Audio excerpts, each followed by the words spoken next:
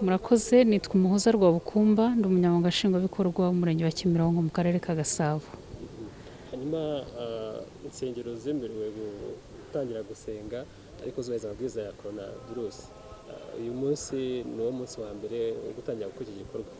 Murabona kiri kugenda gute? Nibyo mubonye turimo n'izindi nzego, kuko mu murenge wa Kimironko hemewe gusenga insengero ebyiri, ariho hano kuri Regina Pacis Catholique ko ari yakira n'abantu benshi cyane, hanyuma na EAR Kibagabaga. Naho tuvuyeyo nta kibazo kiriyo na kimwe, kuko bafite n'abantu bake kurikije urusengero uko rungana. Ahangaha niho hari abantu, hari runini, kandi mu by'ukuri ninjira muraza kubibona. Social distancing irubahirijwe ukurikije intebe uko ziteye, noneho n'abantu uko baespacinze, kuko intebe zabo ni ndende zicaraho kandi abantu batatu.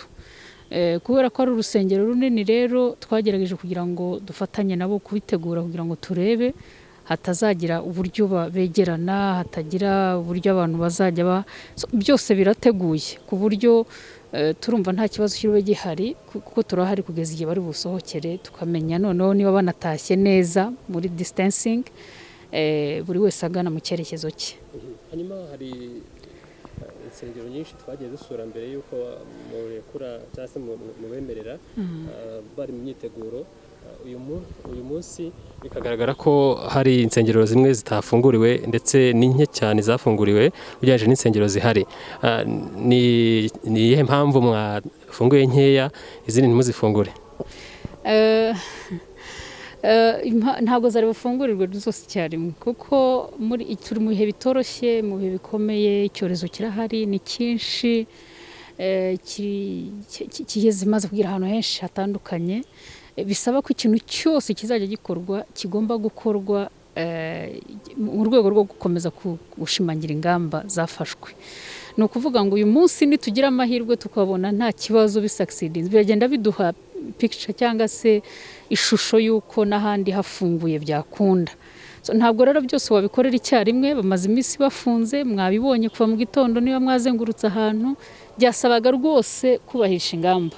Ntabwo rero ari ibintu byoroshye, bisaba yuko hagenda harebwa ibice abashobora kuba batangira, tukareba niba bikunda, hakongerwaho, kugira ngo turusheho gukaza ingamba, hatagira abandurira muri iyo serivisi ya churches. Hari urutonde rwasohotse ku munsi w'ejo nimugoroba, rwarimo insengero nyinshi zitandukanye mu karere ka Gasabo, mu murenge wa Kimironko mufite mu nshingano. Hagendewe kuki kugira ngo izo nsengero zibe zahagarikwa, hatoranywemo izo ngizo muri kutubwira ebyiri? Ikindi cya kabiri, iyi tuba murimo yo kugenzura, ni iki muri kwibandaho mu kureba cyane? Murakoze. Icya mbere ariko nagisobanuye, ntabwo wenda ndi bugisubireho. Hari izafunguwe n'izitafunguwe kandi nabisobanuye. Ndumva nta n'ikindi kintu kidasanzwe cyahereweho, ko ari kugira ngo tubanze turebe niba koko bishoboka.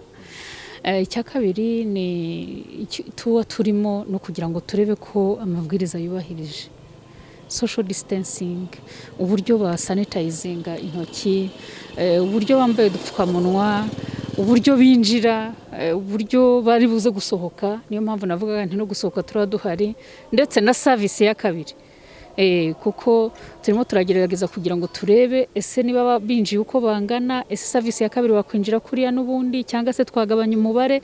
Turimo turakorana na churches zemerewe kugira ngo turebe uburyo dushobora kuba twabona mu by'ukuri sample nziza, noneho yadufasha gukomeza. Icyiciro cya kabiri ni kizakurikira mu gukingurirwa. Ni iki mwagisaba abakristo bo bari batangiye kwitabira cyangwa se zo mwafunguriye, zo nihe nama mwazihereza? Inama ntabwo ari idasanzwe, nuko amabwiriza agomba kubahirizwa na twese, kuko iki cyorezo ntawe kirimo gitoranya, ni twese kibereye ikibazo. Kandi byonyine no kuba hari gahafungura nkeya nabyo ni ikindi kibazo, ubwo kirisobanuye kuba ari ikibazo kinaremereye. Ariko ndakeka yuko barimo bitegura, kandi bitegura neza. Ibi nabyo byabahaye kongera kwitegura neza, aho tugeze bakomeza kwitegura. Hariho naho barimo bakora software ibafasha kugira ngo baregisteringa abantu bazajya mu nsengero.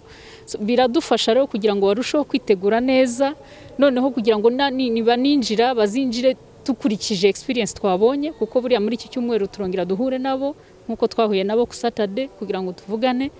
biraza rero kudufasha kugira ngo bitegure neza, noneho n'abakristu cyangwa se abaza kuhasengera nabo bumve ko hari icyo basabwa kubahiriza aya mabwiriza, noneho nibaza ntibinagorane kuri izo churches kugira ngo babashe kubafasha kwinjira no kubafasha kuba distancinga n'ibindi, no kuba hari abantu bashobora kuba baza bakizanira na hand sanitizer niyo waza ugakaraba, ariko kubera abantu benshi birasaba yuko ugira icyo witwaza nabo kikurinda, gapfukamunwa kakambara neza, ukamenya ko ufite hand sanitizer kuko uri bwinjira ahantu hashobora kuba hari abantu benshi, ukicara nyine utandukanye nk'uko byateguwe, no gutaha ndetse ugataha muri ubwo buryo kugira ngo bize gufasha ntuve aho ngaho hari icyo utwaye, kuko ushobora kugenda ukanduza benshi.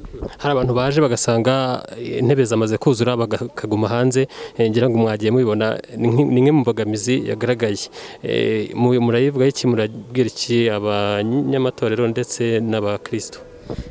Yari umunsi wa mbere kuba communication yenda itagenze neza, ndakeka kuri bo nta gitangaza kirimo, kuko twasabye yuko babamenyesha uko biri kose, abaje ndavuga barengaho, ubwo ntabwo bamenye neza mu by'ukuri ko biza kugenda, ariko nta nubwo ari benshi uko mbabona, kuko kare baje ari benshi, barasobanurirwa yuko bitari bukunde ari bwinjira abantu bake bajyanye n'intebe zateganijwe basubirayo.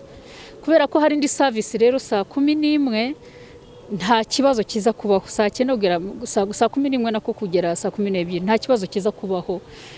Abatashye n'ubundi baragaruka basenge muri ayo masaha, n'abakiri ahangaha baza bagihagaze urabona ko ba distancinze, ariko barimo baranataha bamwe na bamwe, kuko barabiswa hari indi misa iza kubaho kugira ngo bataza gucikana. Turagushimiye cyane. Murakoze cyane.